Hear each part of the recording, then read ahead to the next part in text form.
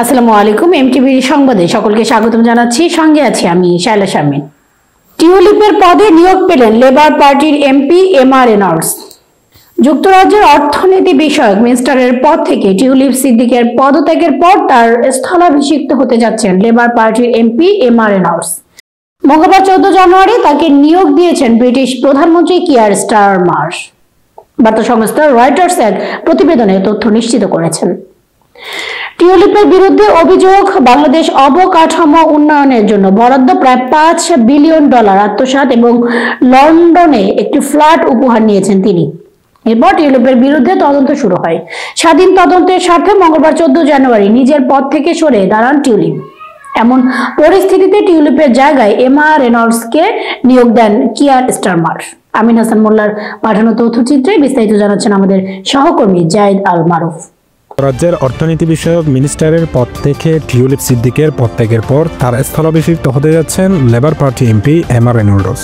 মঙ্গলবার 14 জানুয়ারি তাকে নিয়োগ দিয়েছেন ব্রিটিশ প্রধানমন্ত্রী কিয়ার স্টারমার। বার্তা সংস্থা রয়টার্স এক প্রতিবেদনে এ তথ্য নিশ্চিত করেছে। টিউলিপের বিরুদ্ধে অভিযোগ, বাংলাদেশে অবকাঠামো উন্নয়নের জন্য বরাদ্দ প্রায় $5 বিলিয়ন আত্মসাৎ এবং লন্ডনে একটি ফ্ল্যাট উপহার নিয়েছেন তিনি।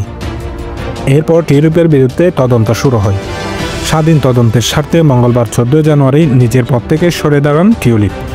এমন পরিস্থিতিতে টিউলিপের জায়গায় এমআর রেনল্ডসকে নিয়োগ দেন কিয়ার স্টারমার। যুক্তরাজ্যের অর্থ মন্ত্রণালয় অর্থ বিষয়ক মিনিস্টার ইকোনমিক্স সেক্রেটারি ছিলেন টিউলিপ সিদ্দিক। তিনি বাংলাদেশের ক্ষমতাচ্যুত প্রধানমন্ত্রী শেখ হাসিনার বোন শেখ রেহানার মেয়ে। মন্ত্রী হিসেবে দেশটির আর্থিক খাতে দুর্নীতি দমনের দায়িত্ব ছিলেন টিউলিপ সিদ্দিক, কিন্তু তার বিরুদ্ধেই শেষে দুর্নীতির অভিযোগ ওঠে। অভিযোগ ওঠার পর টিউলিপকে বরখাস্ত করতে প্রধানমন্ত্রী কিয়ার স্টারমারকে আহ্বান জানান বিরোধী দল কনজারভেটিভ পার্টির নেতা কেমি বার্ডেনক।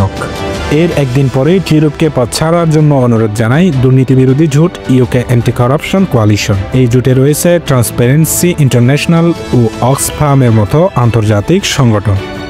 টিউলিপ এসব অভিযোগ অস্বীকার করেন এবং তার বিরুদ্ধে ওঠা অভিযোগগুলোর তদন্তের আহ্বান জানিয়ে যুক্তরাজ্যের প্রধানমন্ত্রীর independent adviser on ministerial standard প্রধানমন্ত্রীর উপদেষ্টা লাউরে ম্যাগনাসের কাছে চিঠি লেখেন। 47 বছর বয়সী এমআর রেনল্ডস গত বছরের জাতীয় নির্বাচনে নির্বাচিত হন। এই নির্বাচনে 14 বছর বিরোধী দলে থাকার পর লেবার পার্টি ক্ষমতায় ফিরে আসে।